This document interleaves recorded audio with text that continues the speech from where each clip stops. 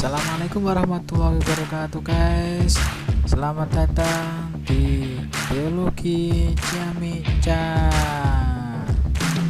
sebuah channel yang membahas tentang kajian biologi dan lingkungan. Semoga memberikan manfaat dan jangan lupa untuk subscribe, like, dan komen ya guys. Selamat menyaksikan.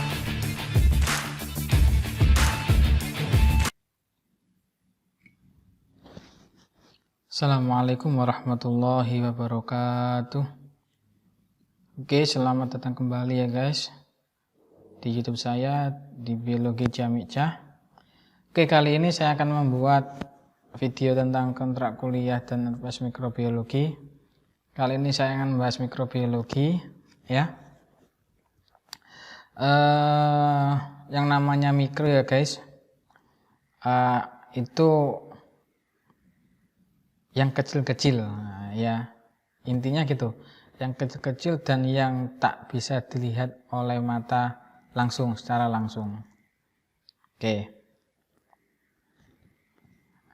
Nah, pada mata kuliah mikrobiologi ini merupakan, menurut saya ya, karena memang bidang saya di mikrobiologi sebenarnya, itu merupakan mata kuliah yang asik dan sangat menarik sekali, karena aplikasi dari mata kuliah ini tuh langsung dampaknya ada di masyarakat. Contoh, kita hidup ya, tidak, nah seperti ini contohnya.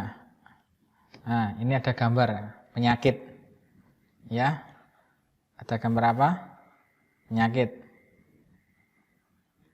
Nah, ini ada penyakit panu ya, ini ada penyakit lepra, flu, cacar air.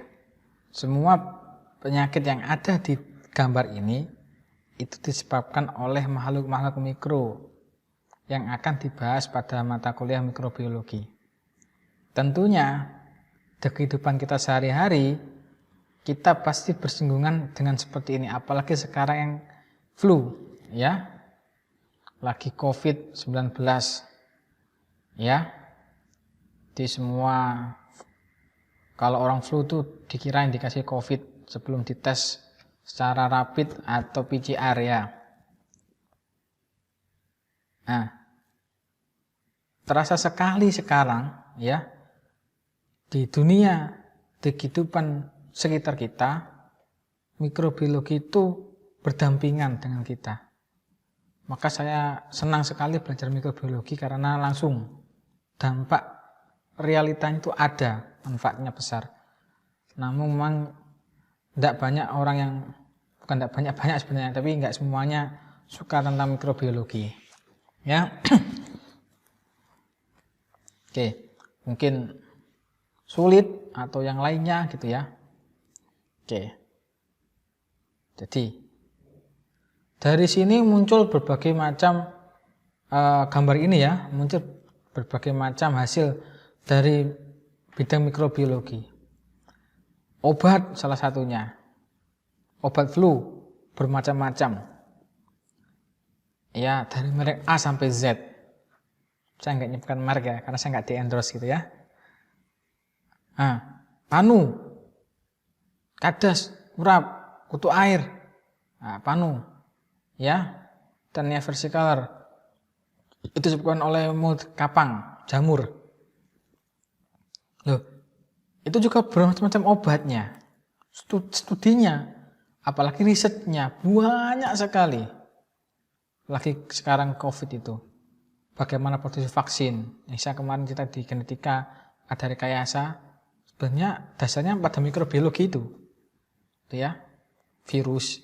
Nanti juga dibahas di mikrobiologi ya, buat vaksinnya, kriteria virus kayak gimana. Nah, cacar air juga virus, sama virus.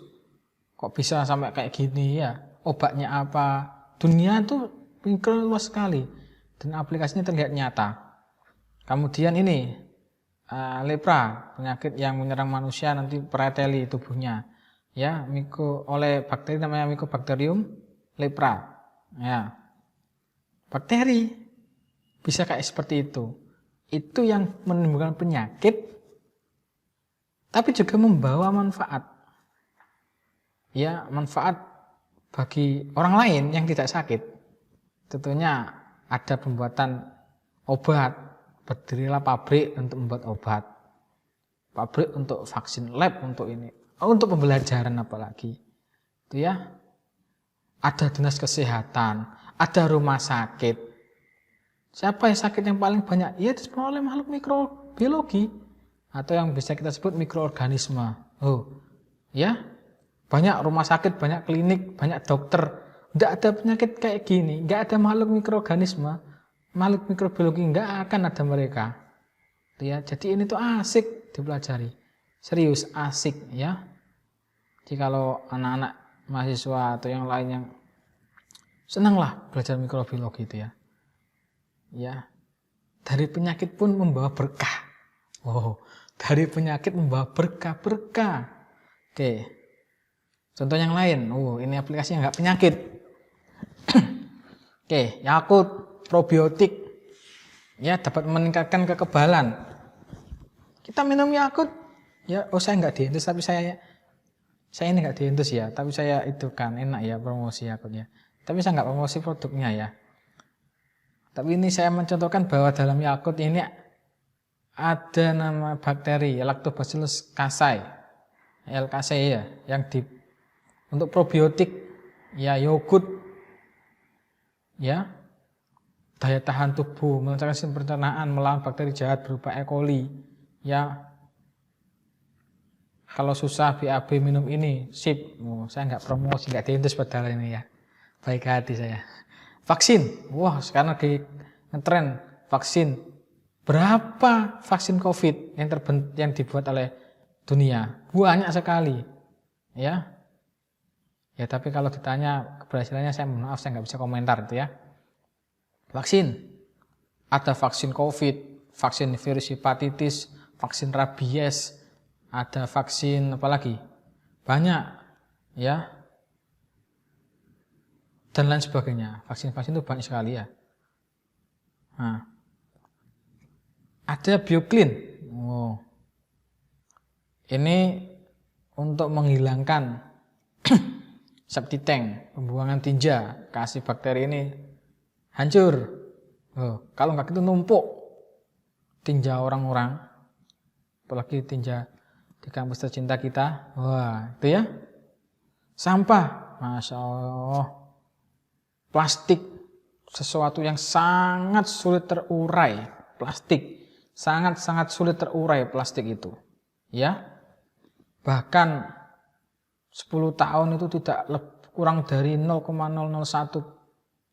gramnya ya yang terurai. 10 tahun sangat sulit sekali. Jenis plastik banyak sekali, ada polietilen, ada polipropilen, ada PVC polyvinyl klorin ya, ada styrofoam. Banyak sekali ya jenis-jenis plastik yang itu sangat terurai, undegradable gitu ya, tidak bisa terurai, menumpuk di lingkungan. Ya bisa diatasi dengan reuse, recycle, reduce ya, dimanfaatkan daur ulang. Tapi nanti ketika daur ulang itu sudah tidak terpakai maka menjadi sampah lagi. Plastik ini bisa diurai oleh mikroorganisme, oleh bakteri, oleh kapang. Gak percaya, harus percaya. Karena saya sudah membuktikan sendiri gitu ya, penelitian saya tentang bakteri pengurai plastik, biodegradasi plastik oleh bakteri. Waktu saya penelitian saya menemukan bakteri namanya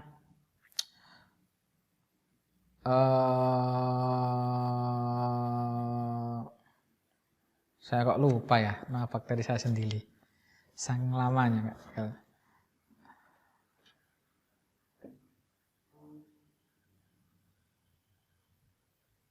Yang ini ingat.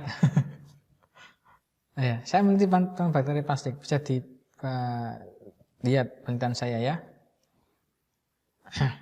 Muraxella. Ya, bakteri saya namanya Muraxella sp. saya menemukan bakteri itu.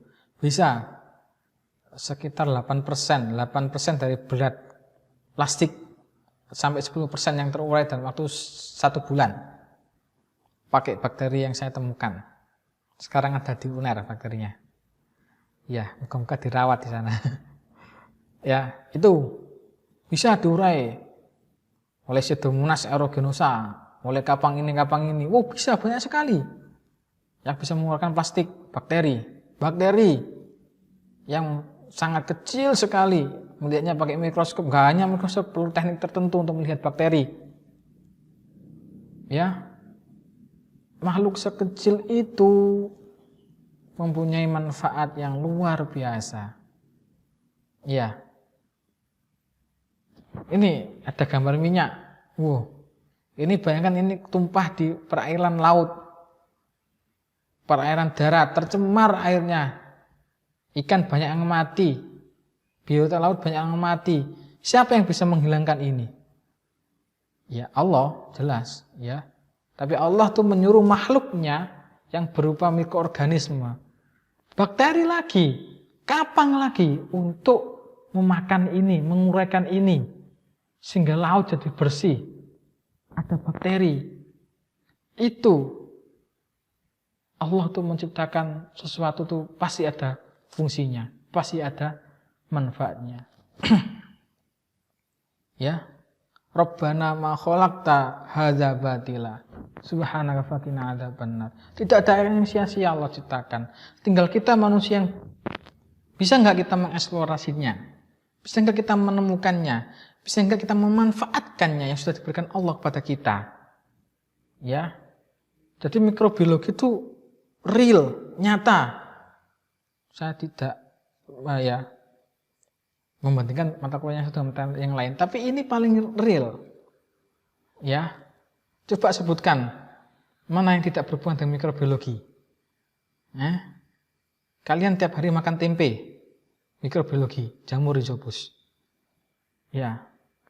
Enggak semuanya, Pak. Saya makan nasi, saya makan hewan, ayam, daging sapi, daging kambing, saya makan tumbuh-tumbuhan. Oke, tumbuh-tumbuhan. Ya. Tumbuh-tumbuhan itu ditanam di tanah ada unsur hara. Kalian tahu enggak salah satu penyedia unsur hara yang dibutuhkan tanaman itu mikroorganisme, entah bakteri, entah kapang. Yang bisa unsur hara, misalkan P, misalkan N2 bebas itu enggak bisa udara tumbuhan memanfaatkan. Kita manusia enggak bisa memanfaatkan N2 bebas, bakteri bisa. Ya.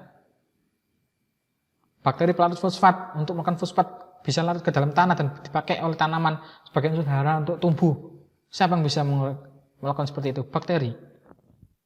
Pseudomonas aeruginosa, salah satu ya. Ya, makan tumbuhan pun kalian juga perlu mikroorganisme untuk menyokong tumbuhan itu. Tidak ada yang tidak bisa pisahkan kita dari mikroorganisme. Ya. Bahkan bakteri melekat erat di tubuh kita. Maka kita perlu sabun kalau mandi, kalau itu bau. Bau apa? Itu bakteri sebenarnya.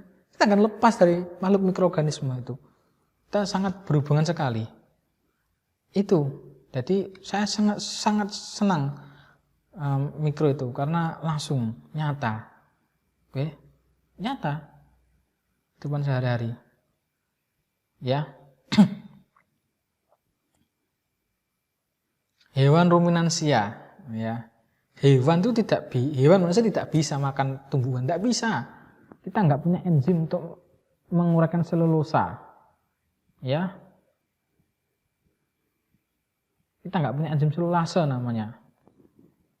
Bakteri bisa, bakterinya mana hidup di rumennya sapi. Sapi bisa makan itu karena ruminansia itu bisa ada bakterinya yang bisa menguraikan selulosa. Sehingga dibuat sumber energi oleh hewan ruminansia. Kemudian dagingnya kita makan, sama kita kan nggak bisa lepas dari yang namanya makhluk mikroorganisme. Begitu manfaatnya. Maka pada mata kuliah ini akan dipelajari hal-hal seperti itu. Ya. Semoga kalian senang terus mengikuti mata kuliah ini, bergembira, dan saya harapkan ada penelitian baru tentang dunia mikrobiologi. Oke, lanjut. Nah, deskripsi mata kuliah mikrobiologi mengkaji tentang sejarah perkembangan mikrobiologi, kelompok mikroorganisme, ya makhluk hidup yang sangat kecil sekali. Biasanya di sini kita akan membahas nanti ada bakteri, archaebacteria, kapang, virus. Kalau sebenarnya protozoa, alga itu masuk mikrobiologi, namun pada mata kuliah ini tidak dibahas karena nanti kalian juga akan dapat mata kuliah yang lain membahas itu, ya. Kemudian karakteristik utamanya peranan mikroorganisme dalam kehidupan manusia. Peranannya, masya Allah, subhanallah, tidak diragukan lagi, ya. Jadi mata kuliah mikrobiologi itu mata kuliah yang sangat menguntungkan, yang dipelajari pun sangat menguntungkan. Bapak tadi ada yang menyebabkan penyakit yang menguntungkan, ya menguntungkan, ya. Bagi orang tidak sakit, kalau yang orang yang sakit ya jelas merugikan. Tapi bagi orang tidak sakit menguntungkan, ya. Memberi jasa kesehatan, transportasi, untung kabeh. Ya, itu manfaat sekali mikroorganisme pada kehidupan kita itu. Maka kita jangan lupa bersyukur kepada Allah Subhanahu wa taala yang telah menciptakan mikroorganisme untuk kita, ya. Jangan disepelekan, jangan ditinggalkan mereka mereka itu makhluk-makhluk kecil yang imut-imut lucu-lucu, ya.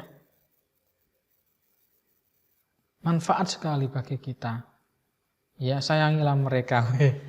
Iya, bayangkan tidak ada pengurai, tanah tidak akan bisa subur kalau tidak ada pengurai. Jasad mati tidak ada, banyak orang-orang mati, jasad mati, tumbuhan mati, tidak ada yang menguraikan, tidak ada yang melakukan batuan, tidak ada yang melakukan tumbuhan. Ya, nggak ada sumber bahan bakar fosil kalau nggak ada mikroorganisme. Siapa yang melakukan tumbuhan? Siapa yang melakukan hewan manusia? Berapa umur bumi? Kalau tidak ada yang menguraikan semua itu, numpuk sampah. Entah itu sampah jasad hewan, tumbuhan, atau yang lainnya. Ya, sampah rumah tangga pun juga numpuk semakin banyak. Yang bisa diuraikan pasti diuraikan oleh mikroorganisme. Ya, kita juga nanti membahas struktur dan fungsi mikrobia. Nutrisinya bagaimana, metabolisme bagaimana. Belajar metabolisme mikroorganisme sangat penting sekali karena kita bisa mengendalikan, bisa memanfaatkan ya potensi yang ada dalam mikroorganisme itu. Dia punya enzim apa? Dia punya kemampuan apa? Dia peranannya apa? Bahkan satu jenis mikroorganisme, contohnya Pseudomonas aeruginosa itu bakteri seberapa bisa. Oh, puai iso. Kon mangan plastik iso, kon mangan hidrokarbon sejenis minyak-minyakan bisa. Apapun dia bisa. Untuk pupuk suburan tanah bisa. Multifungsi Pseudomonas aeruginosa, satu jenis bakteri multifungsi. Kita, ya, semoga kita bisa diberi Allah ilmu untuk memanfaatkan mereka, ya, membudidayakan mereka, mengambil manfaat dari mereka untuk kepentingan kita dan kita lebih lebih sayang ke lingkungan, ya, gitu. Oke. Kemudian capaian pembelajaran mata kuliah, mahasiswa memiliki wawasan pengetahuan tentang konsep mikrobiologi dan mikroorganisme setelah segala aspek dan aktivitas yang terkait mikroorganisme. Mahasiswa mampu memahami dunia mikroba, baik prokaryotik, eukaryotik, aplikasinya pada kepentingan manusia, terutama dalam bidang pendidikan, lingkungan, dan kelautan. Karena CP lulusan kita seperti itu, ya. Di Cerdas Biologi Yayan Tulungagung. Ya, pada lingkungan pasti itu tidak lepas dari dunia mikrobiologi, mikroorganisme. Kelautan juga sama. Ya, banyak sekali. Nggak akan cukup kelamaan videonya kalau saya sebutkan satu-satu. Saya bahas pada kuliah, oke? Buku acuan, silakan ini sudah saya share di e-learning, ya. Kemudian materi perkuliahan ada RPS, kontak kuliah. Pengertian dasar mikrobiologi, ada bakteri dan bakteria, ada kapang, pertemuan organisme, nutrisi dan kultivasi, metabolisme, genetika, virus, kemudian ada praktikum. Ya, ada praktikum dikit-dikit, yang penting ada praktikumnya. Semoga bermanfaatnya ya. Kemudian UTS 25%, UAS 25%, tugas 50% sama seperti kemarin. Itu ya. Kehadiran, partisipasi masuk ke dalam tugas. Syarat, ya seperti ini syaratnya. Sudah saya bahas yang di RPS kontak kuliah genetika. Oke, thank you guys. Ya. Itu dulu perkuliahan kita untuk kontak kuliah awal. Jika ada yang ditanyakan, silakan ditanyakan. Ya, terutama yang kuliah dengan saya di GC ya. Kalau ada peserta, bukan saya, pendengar yang budiman yang selalu mengikuti YouTube saya, silakan boleh berkomentar di kolom komentar. Dan jangan lupa untuk subscribe ya, dan like sebanyak-banyaknya.